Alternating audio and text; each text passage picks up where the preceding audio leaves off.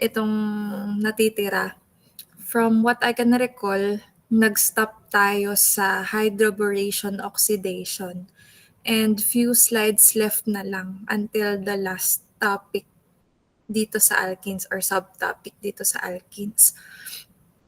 And siguro before I start, I'll request few of you to open their cameras, and I have a few announcements before we finish our discussion on alkenes.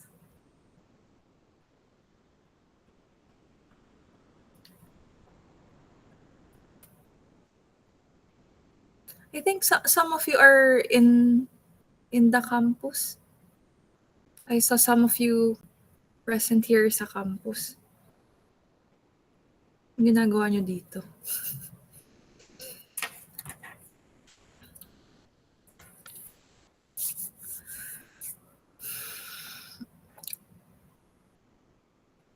So thanks, Ayan. Sino pa?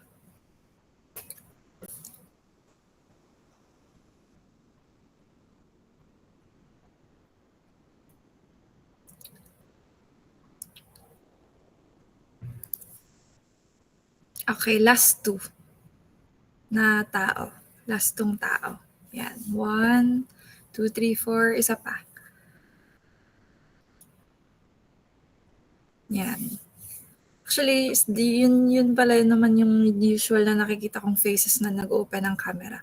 So, for today, ang aking announcement is about our schedule this coming week and next week. So, on Friday, we'll not be able to meet kasi nauna kasi kayong matapos tong lecture on alkenes. So para hindi na naggaganyanan yung dalawang sections, tatapusin ko munang mag-discuss ng alkenes din dun sa 2103 para on Saturday I will discuss about alkynes. So imagine, kung iikaya natin lahat ng functional group, their reaction, their preparation, ay mahaba yon. And we'll finish kung ano man yung matapos natin, but uunahin natin kung ano yung mga pinaka-important. So again, tatapusin natin yung lecture today, and then on Friday we'll not meet so that sabay yung yung pacing ng discussions ng both sections na hawak ko. And on Saturday, we'll discuss about alkynes. And then another announcement is our schedule next week. So we will be having our long quiz on, nangasim naman ang mukha. Group long quiz on our next face-to-face meeting, a group long quiz. So, ang ina-aim natin ay, napapalakpak naman ay group. Ano nga yun? Nakakalimutan ko tuloy sasabihin ko. Galing kasi ako sa pagka-idlip. Napuyat kasi ako kagabi dahil nanonood akong Physical Asia. Ay, sobrang adik na adik doon. Anyways, panoorin nyo. Sa Netflix, Physical Asia. Try nyo lang. Ano nga sinasabi ko? Anyways, sa ating next face-to-face class, that will be on Wednesday, yun ay group long quiz. So if you're going to ask me, Ma'am, same group ga po? Yes. Sa kasamaang palad, same group. So, I hope you'll still exert effort although group long quiz siya. So same mechanics, it will be quiz B format. You'll still need to bring the whiteboard, some pens, and you also need to work as a team. You will, it will be timed. I need another class or another secretary with me, which will be draw lots. Iba naman. So, Kung gusto niyo iwanan yung group niyo, puwede naman. Kung confident kayo naman na nanalo yung group niyo, then go, stay sa group niyo. Kayo ng bahala. And then, so gano'n pa din, may additional plus points sa final exam. And kung inyong gugustuhin, ay puwede naman tayong magkaroon ng individual long quiz before the exam. Kasi group 'no, parang nangangasim talaga yung mga mukha ano, yun.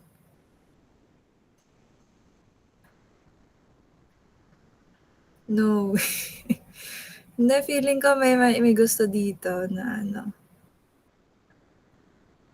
Ayun lang naman, and then on Saturday ay magkakaroon tayo ng experiment 3 and 4. Next ha. Di this Saturday, next Saturday pa. Experiment naman, experiment 3 and 4 na gagawin din natin by group. And naka-project naman dun na i-send ko naman sa inyo kung ano yung planned experiments natin na gagawin within the semester. So siguro, I'll announce kung alin mismo doon ang dadalhin, anong mismo doong experiment ang gagawin natin next Saturday, and ano pa yung mga additional na things na dadalhin kada grupo. So yun lang naman yung few announcement ko. Meron ba kayong mga clarification or meron kayong gustong i-suggest? Mukhang ayaw niyo talaga mag-exam. Sige, kaya nga group lang quiz na lang. Mas okay siguro. Para hindi naman masyadong mabigat. Okay. So kung wala na, ay itutuloy ko na ang discussion about reaction and preparation of alkenes.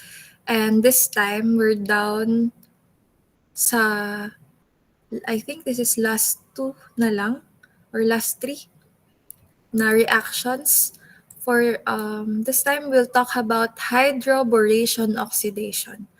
So kung inyong titingnan, this is somehow different from the reactions previously discussed because one word lang yung mga yon at ito ay 2 words na hydroboration oxidation. But this only means that this reaction is a 2-step reaction sequence that converts an alkene to an alcohol.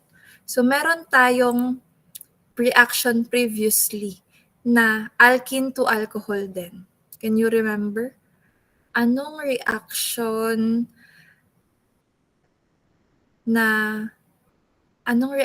yung nakakapag-produce din tayo ng alcohol?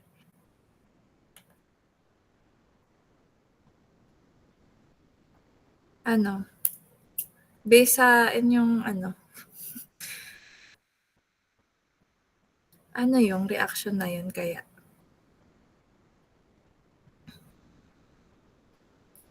Starts with letter H.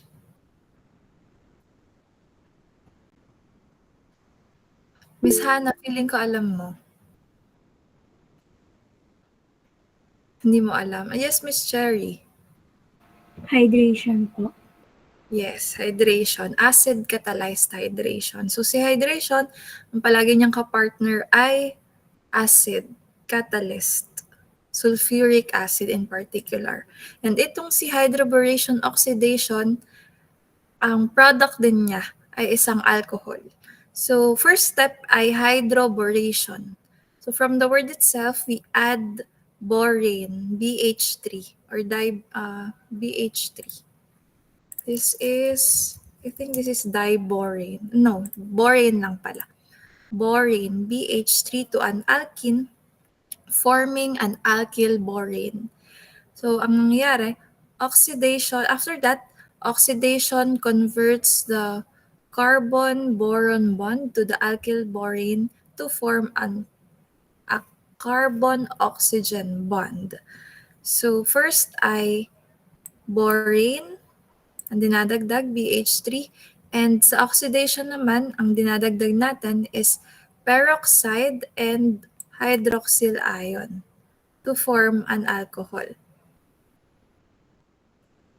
So here are some examples. We have ethylene reacts with diborane to form ethylborane, and it will further oxidize using peroxides and hydroxyl to form ethanol. Yan. Halimbawa naman ito, cyclohexene reacts with borane to form cyclohexylborane, and then it will further oxidize using peroxides and hydroxyl to form cyclohexanol. And itong hydroboration oxidation also follows Markovnikov's rule, or Mr. Vladimir Markovnikov's rule, wherein yung heteroatom OH ay magbabond sa carbon na konti ang hydrogen or sa carbon na madaming substituents.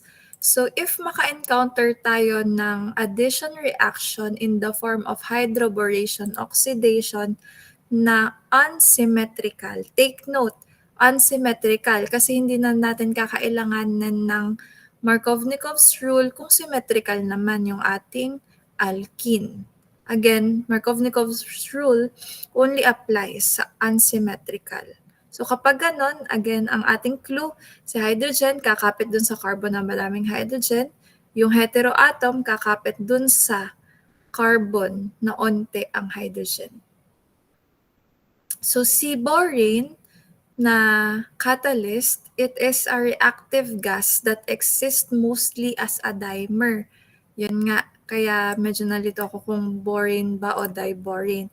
But ang gagamitin na lang natin na catalyst is borane, the simplest version, BH3. So si borane is a strong Lewis acid that reacts readily with Lewis bases.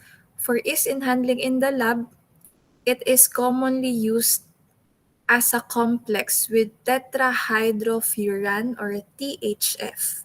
So kapag Lewis acid reacts with Lewis base, nakakapag-form tayo ng reactive intermediate. So I don't know what is the name of this one. BH3THF. Siguro borane tetrahydrofuran. Ayan. Yun yung kanyang reactive intermediate. So sa hydroboration, ang nangyayari, may addition of the elements of hydrogen and BH2 to the pi bond of alkene, forming an intermediate alkyl borane. So actually, gusto ko lang ulit is i-emphasize yung mechanism ng addition reaction. Saan yun?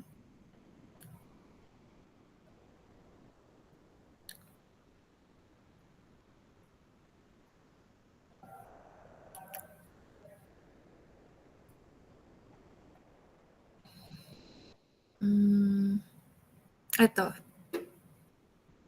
Okay, ito. Ito kasi yung generic na pattern, 2 steps lamang.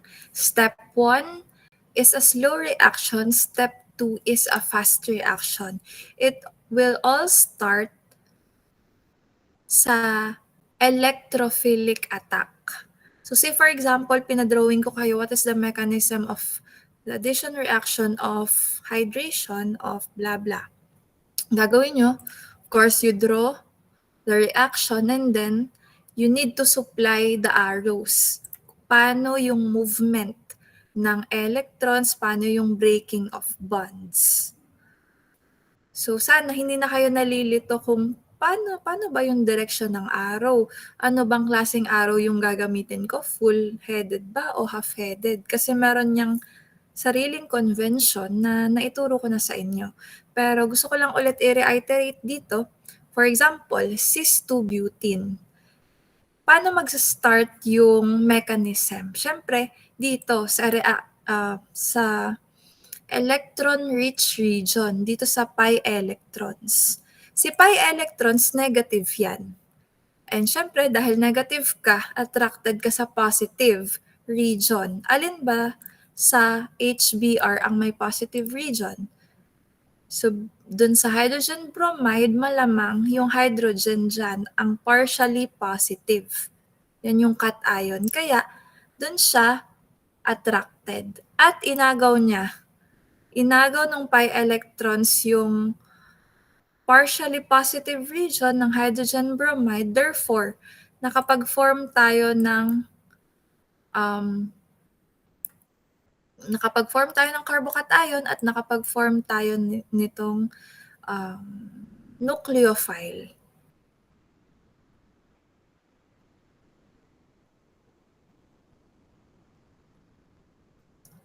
Okay, so itong step 1 ay this is regarded as a slow reaction because dalawang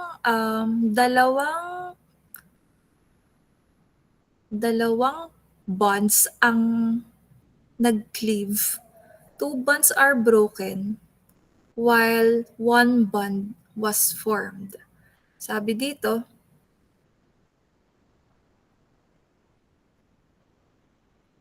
the pi bond attacks the hydrogen atom of hydrogen bromide, thus forming a new carbon-hydrogen bond while breaking the hydrogen-bromine bond. So, unstable siya kasi 2 bonds are broken, 1 bond is formed. So, it's a slow reaction in general.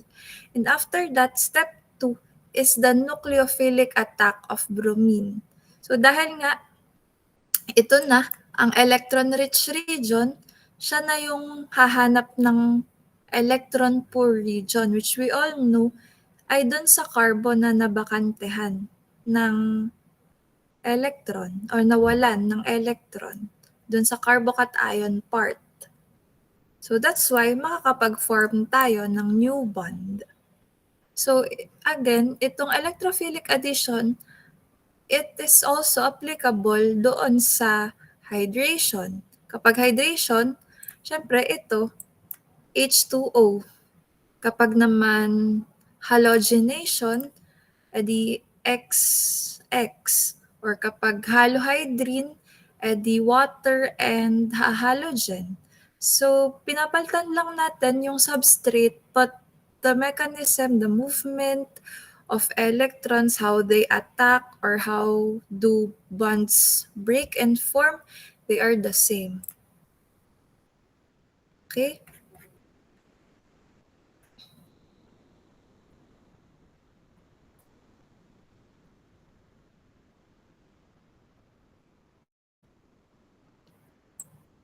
For example, draw the products formed when each alkene is treated with borane followed by peroxide and hydroxyl. So this follows hydroboration oxidation. And kita naman na unsymmetrical alkenes itong letters A, B, and C. Now, I want you to answer, not necessarily draw. Hindi ko naman makikita kung anong drawing nyo. But you need to answer this one kahit dictate nyo na lang kung ano ang product or the major product formed sa hydroboration oxidation of the following alkenes.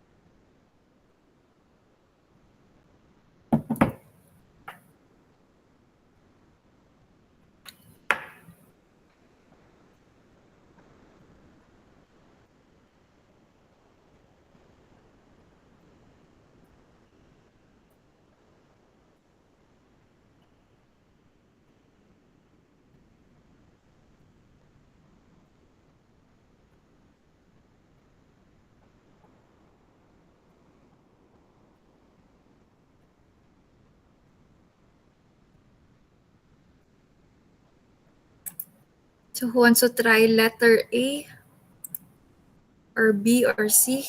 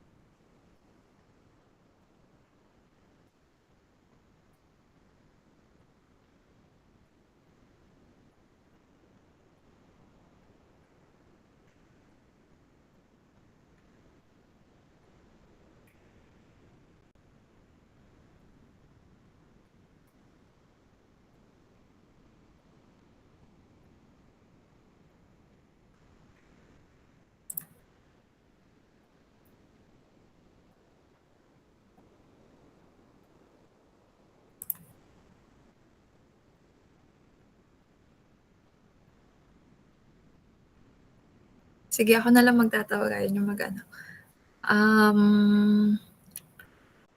Let's call Miss Cheska Nicole for letter A. And for letter B, let's call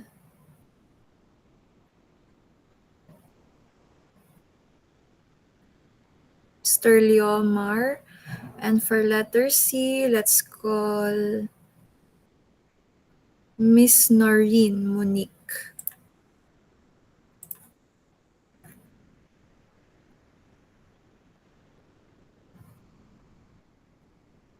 Cheska Nicole, Leomar, and Noreen. A, B, C.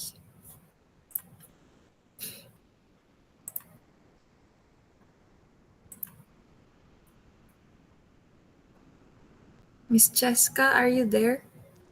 Dun po sa letter A, ma'am, try lang po. Ang sagot po ay 1-butanol po. 1-butanol. Okay. How about its reactive intermediate?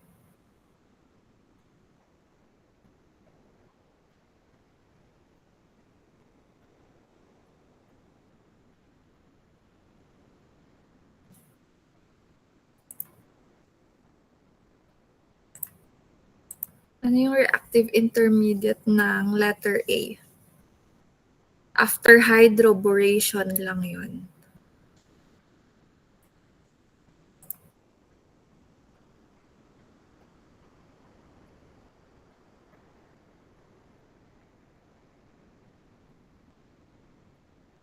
Miss Cheska.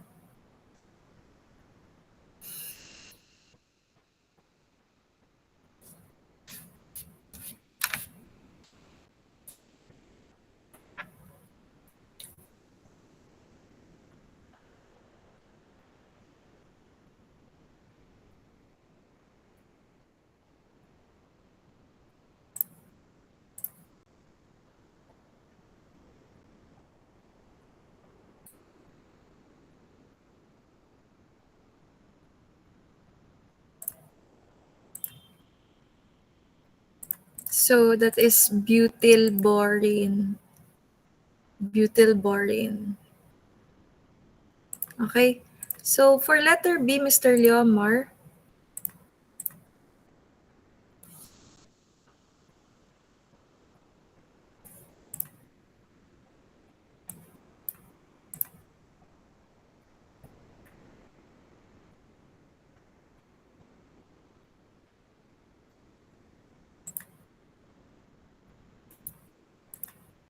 letter B.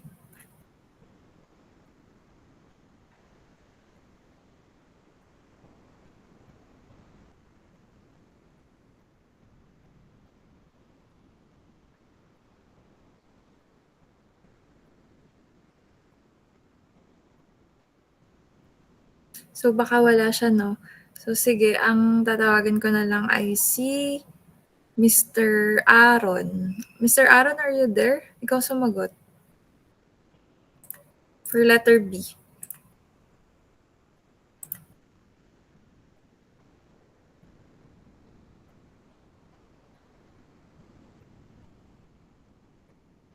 Oh no, wala kayo. Si ano na lang. Miss Ayen. For letter B.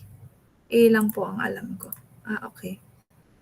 For letter B is ethyl cyclopentene.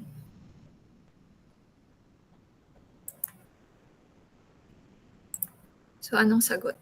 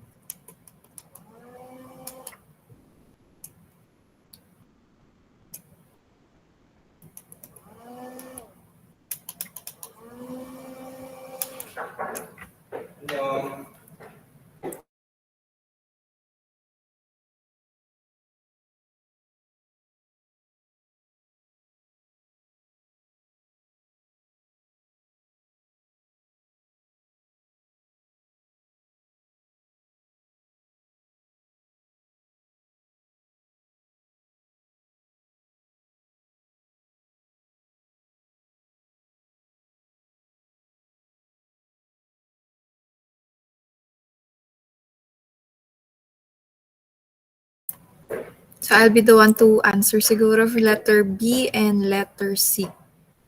For letter B, our product will be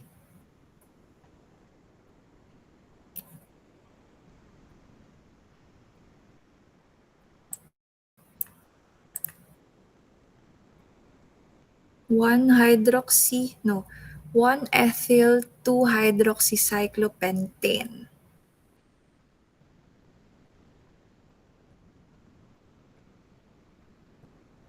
Wait lang, parang ano.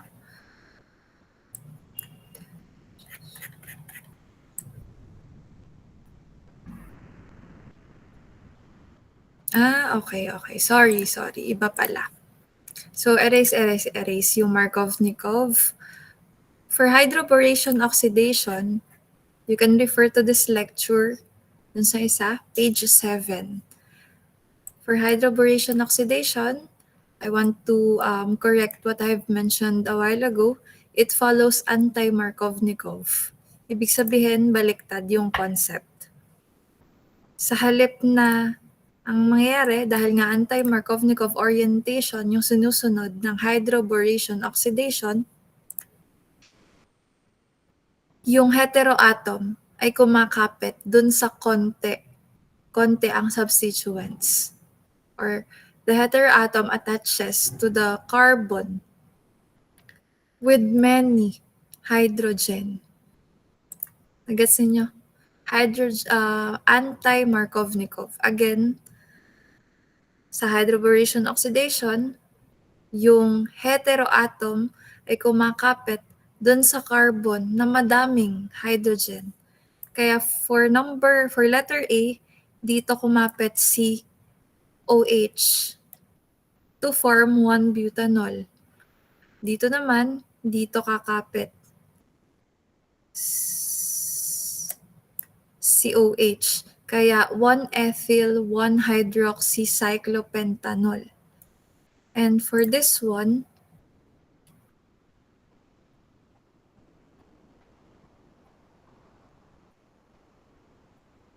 dito kakapit COH. Kasi it's either dito or dito lang naman yung point of comparison or selection natin kung nasaan yung double bond. It just happened na dito yung carbon na madaming hydrogen or fewer substituents kasi anti-Markovnikov orientation. Okay? So, ang sumusunod lang ng Markovnikov orientation is You can refer here, acid catalyzed hydration. Ito yun. Hydration. Yun na nga yun, same thing. Halohydrin. Saka itong oxymercuration, demercuration. Did you get?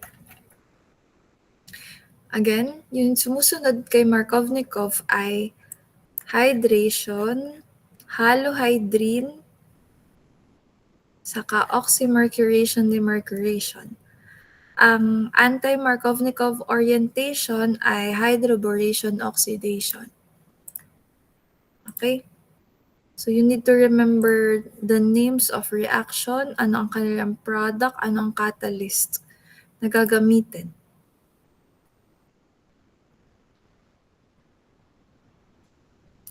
What alkene can be used to prepare each alcohol as the exclusive product of a two-step hydroboration oxidation sequence? So it is possible din na magkaroon ng ganitong kind ng problem. Yung baliktad naman, given ang product, hinahanap anong reactant ang kailangang mag-undergo ng hydroboration oxidation to give o to yield the given product. Halimbawa, for letter A, this is 1-hydroxy-2-methylcyclopentane. And ang ating point of selection lang ay nasaan ba yung OH. So it's either dito or dito.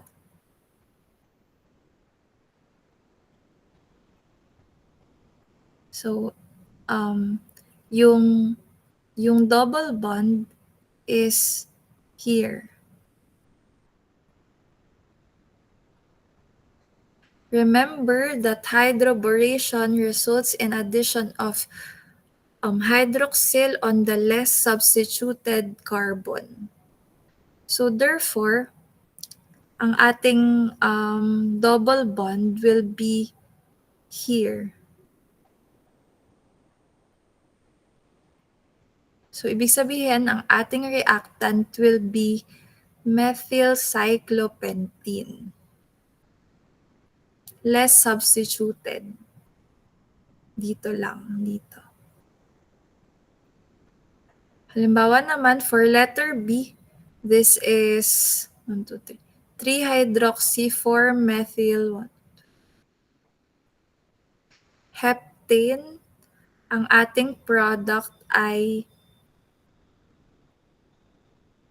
here sa carbon na to, sa less substituted carbon. So ang ating product ay 4-methyl-3-heptene. So kung saan natin inalis yung hydroxyl, doon natin ilalagay. O doon nang galing yung double bond. Ano? So halimbawa naman dito. Dito natin ilalagay yung double bond. Sa less substituted carbon.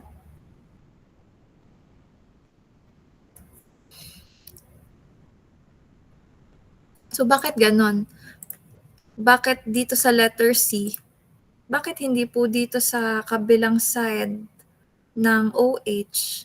Kasi kapag dito sa side na to, yung double bond, dapat yung OH naka-attach dito. Halimbawa naman, ma'am, bakit po hindi po papaganyon yung double bond dito? Kasi dito yun intended. Medyo nakakalito lang kapag titingnan mo sa mga cyclic. Kaya dapat ay i-analyze muna yung orientation ng ikot ng double bond. Again, for this one, ganito yung orientation ng double bond para yung product ay dito yung hydroxyl. Kapag dito yung hydroxyl sa kabila, saka yung dito. Sa isa. Wala naman tayong problem dito. Halimbawa, kung nandito yung OH, malamang doon sa sunod na di nandito yung OH. Doon sa bond na yon, doon sa latter, hindi doon sa former. Kasi kung yung former, halimbawa, kung papaganto ang ating starting material, dito dapat yung OH.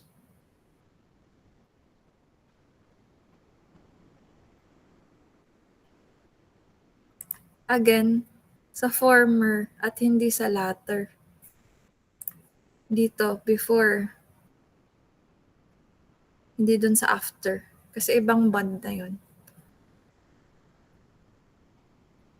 Okay? So, next naman ay oxymercuration, demercuration. So, this is a two-step organic reaction that adds water. Ano ito? Mali.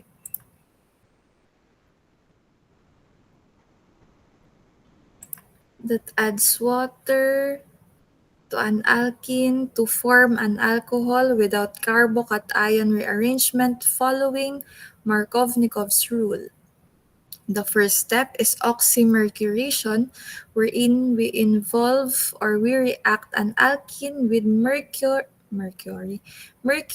2 acetate and water to create organomercury intermediate.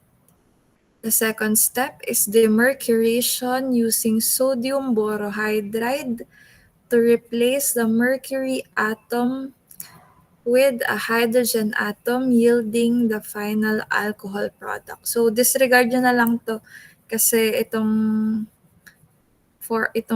reaction sa baba ay intended for hydroboration oxidation.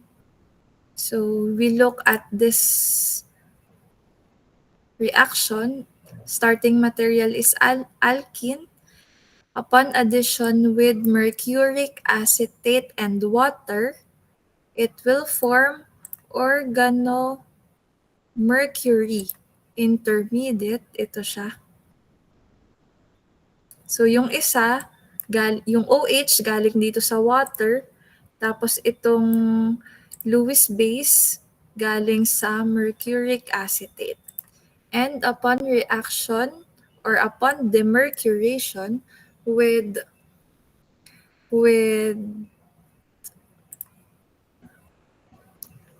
using sodium borohydride, makakapag-produce tayo ng isang alcohol which follows Markovnikov addition.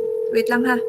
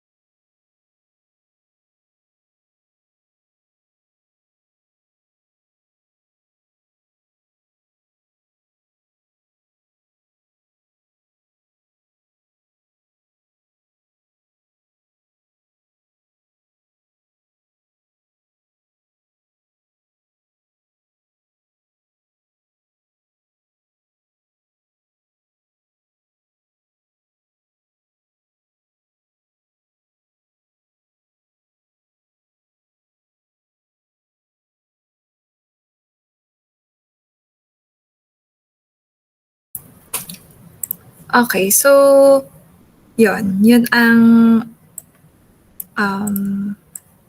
let's continue our discussion about oxymercuration, demercuration. Sorry, may tumawag lang.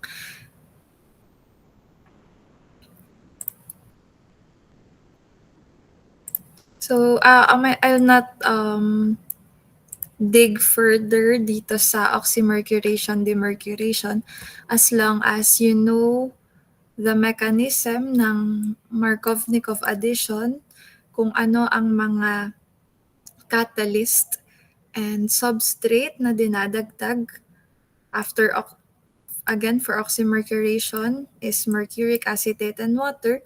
For demercuration, that's sodium borohydride. Okay? Next is polymerization. So ito, very simple lang naman. Kapag polymerization of alkenes, addition reaction, and literally, pinapahaba lang natin yung carbon chain. So from monomers, nagiging polymers. And usually, this process can be initiated by free radicals, acids, or catalysts like Ziegler-Natta under specific conditions of temperature, pressure, and sometimes with a catalyst. For example, kung ang ating monomer ay ethylene, if we apply heat and pressure, we will be able to produce polyethylene. Kung ating monomer ay vinyl chloride, makakapag-produce tayo ng polyvinyl chloride. And in order to draw polymers, pwede nating i-indicate or i-close parenthesis natin siya, tapos N, which means na mahabang chain pa siya ng polymer. So, hindi ko na din ipapaspecify sa inyo kung how many numbers of of carbon atoms yung sa polymer, kasi if you search, medyo complicated yung itsura ng compounds ng polymers. So para mas madali, scientifically or chemistry acceptable naman yung yung may N dito tapos naka-parenthesis lang. So siguro favorite nyo na ito, madali lang eh. Polymerization. Heat and pressure lang ang dinadagdag. Kapag vinyl chloride, edi oxygen gas and heat.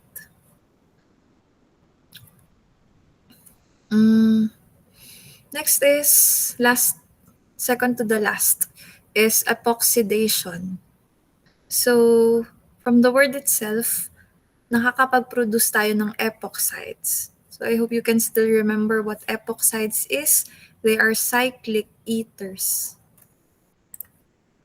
Epoxidation of alkenes is the oxidation reaction that adds an oxygen atom to an alkene, double bond to form three-membered ring called epoxide or oxirane. It typically uses a peroxy acid like peroxybenzoic acid and occurs via a concerted mechanism, which means all bonds form and break simultaneously in a single step. So usually, ang catalyst ng epoxidation ay peroxybenzoic acid, C6H5CO2OH. So kapag kasi benzoic acid lang, 'di ba? That is C6H5COOH. Pero dahil nadagdagan tayo ng oxygen, kaya may peroxy. Kaya dalawa yung oxygen dito, peroxy. So nakapag-form tayo ng epoxide. So kung maka-encounter kayo ng carbon, double bond carbon, dito mangyayari yung formation ng epoxides. And ang nafo-form lang na epoxide ay oxirane. Kasi hindi possible yung tatluhan. Kasi dalawa lang naman yung carbon na nandito. carbon-carbon double bond, dalawa lang. And so attachment nung oxygen from peroxy ay mag-a-attach dun sa carbon-carbon double bond.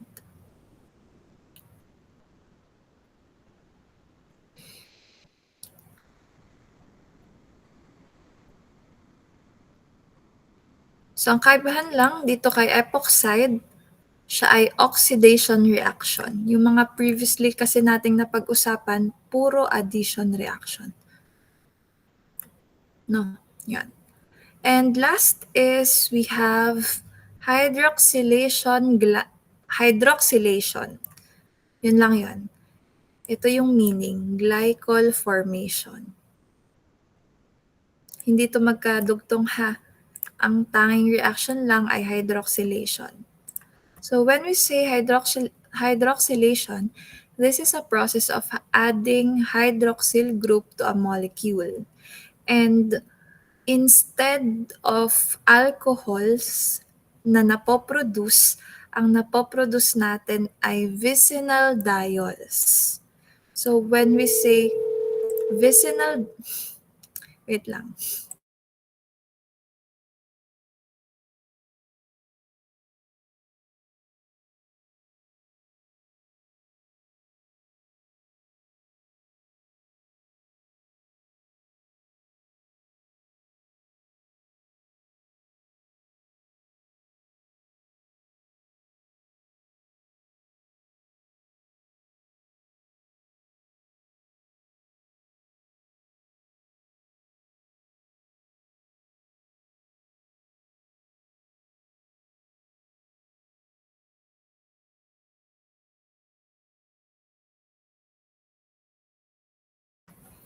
Okay. Ba yan? So, ang product nitong hydroxylation ay vicinal diol. Kapag sinabi nating vicinal diol, dalawang hydroxyl na magkasunod. So, halimbawa, carbon-carbon double bond, dalawang hydroxyl atom ang magbabond kada carbon. Yun yung tinatawag na vicinal diol. Parang magkasunod na alcohol sa chain. Yun yung ibig sabihin ng vicinal diol. Or it is also called glycol. So yung hydroxylation is a type of oxidation reaction, and ang common reagents natin ginagamit is osmium tetroxide or cold dilute potassium permanganate, which is also called the Bayer's reagent. For example, if react 1 propene with cold dilute potassium permanganate, it will yield 1,2-propane diol or propylene glycol.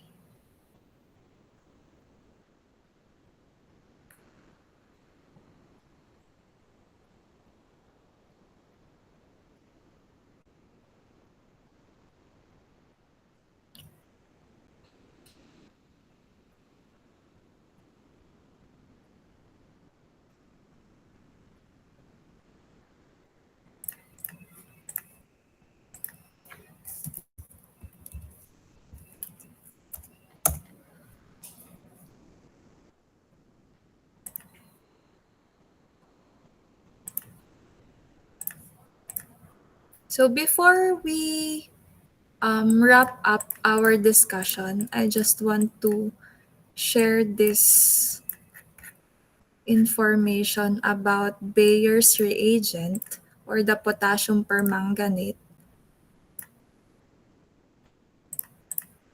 Meron kasi tayong experiment na ginagamit ay cold potassium permanganate, cold dilute potassium permanganate. Kapag naka-encounter kayo nun, ang kulay niya, kulay purple, na nakalagay sa dark glass. Bakit dark glass? Kasi ayaw natin na ma-oxidize siya. Sometimes, binabalutan pa natin siya ng foil o di kaya naman ay cloth Kasi kapag naarawan siya, mabilis siyang ma-oxidize, magiging color brown. So itong Bayer's test or permanganate test ay ginagamit to distinguish alkenes and alkynes. Gawin nga natin to. So halimbawa, kapag nagdagdag tayo ng potassium permanganate sa isang unknown compound at yung compound na yon ay naging color brown, ibig sabihin alkenes yung compound na yon. Nag-react kasi siya. And 'di ba, most likely ang ating reaction ay hydroxylation. Vicinal diol ang na-produce natin. So, yung indicator, yung brown sludge, it implies the presence of double bond. At kapag naman walang reaction or hindi na decolorize yung potassium permanganate, walang double bond siya. Preferably, hindi pala alkynes, alkanes. No reaction. Alkanes. So, itong Bayer's test ay ginagamit to distinguish which compound is alkane, which compound is alkene. Ang magre-react lang, syempre, alkene. Sila yung reactive eh. Yun.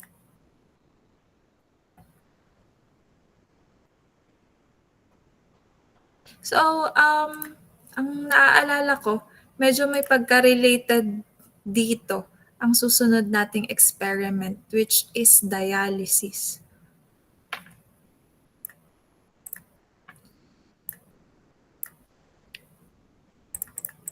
So here are the key concepts ng ating mga na-discuss. Although hindi lahat dito ay napasama, pero you can use this as a reviewer kasi nandito yung ilang addition reaction ng alkenes such as hydrohalogenation, hydration, halogenation, halohydrin, and hydroboration oxidation. Ayun. Pwede din dito, you can also refer in this lecture. Although kailangan nyo lang medyo intindihin tong lecture na to kasi yung iba lang naman na bonds ay tumatalon. Kasi nga word document na tinranslate into PDF.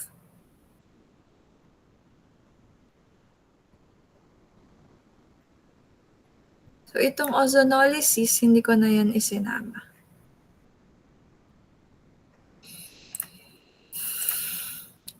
So I think that's it. Yun lang naman ang reaction and preparation of alkenes. So yun nga, if you're kapag una mo siyang titingnan, nung inaaral ko to, green book pa yung hawak ko, nakakaano talaga siya. Ang dami. But meron naman siyang clue word kung ano yung mga napoproduce, kung ano ang tawag sa reaction, at ano ang mga catalyst. Siguro ang challenging ay yung tandaan, yung catalyst. Kasi iba-iba ang catalyst kada reaction. But yung mechanism naman ng lahat ng reactions ng alkenes ay madali lang kasi mostly addition, which follows Markovnikov. Ang may ilan lang na naka-anti-Markovnikov ang sinusunod. Okay? So kung wala na tayong mga questions or concerns, I hope lahat ng notebook ay nasa akin na because I'm recording yung inyong submission. So habol na lang kayo within the day siguro or the at most ay tomorrow. Okay? If wala nang question, let's end our class and have a great day.